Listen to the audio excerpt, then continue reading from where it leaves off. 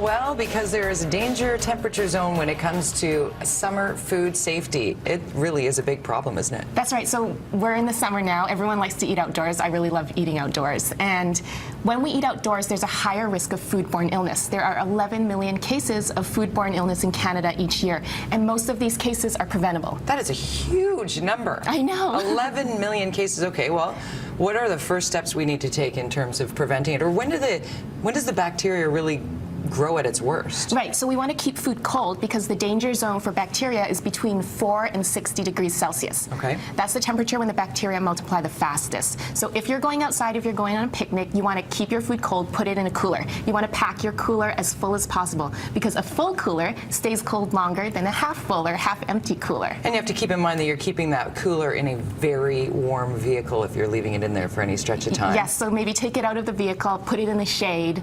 You also want to pack your food, you want to pack your perishable items separately from your snacks and drinks, if possible. So if you have two separate coolers, put your snacks and drinks in a different cooler because you're going to be opening that cooler a lot to take out, extra drinks, extra snacks, whereas you can just keep the perishable food cooler in the shade with the lid on. You don't open it until you need it. Okay, what are your worst offenders if you're heading down to the beach, you got the picnic blanket, you got the little hibachi ready to go, you're thinking, I'm going to do hot dogs and burgers, maybe some chicken.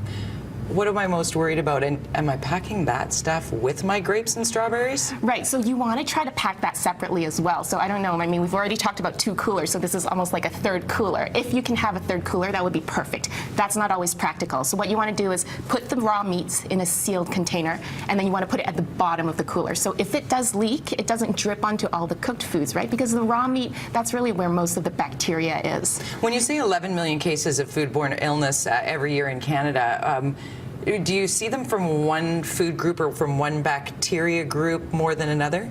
Well, generally, as I said, it's just like the raw meats, the raw eggs and stuff like that. So bacteria would be like E. coli, Campylobacter, those kinds of things, Salmonella. We hear a lot about potato salad. What's the deal with potato salad? I think it's just because it's like a moist environment. So, bacteria like moist things. How quickly do those sorts of things spoil when in direct sunlight? Well, you want to leave.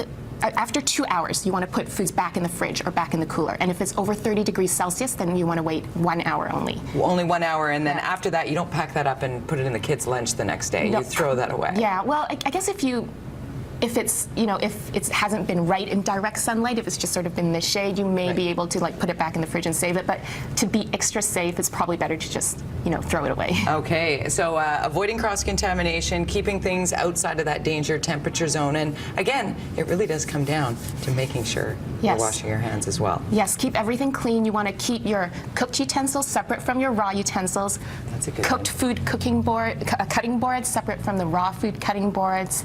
Wash your hands with hot soapy water. If you don't have that, use hand sanitizer, do your best. If you're grilling, people like to grill in the summer, you want to preheat your grill for 20 minutes and thaw your meat completely so that you don't have uneven cooking, and then use a meat thermometer.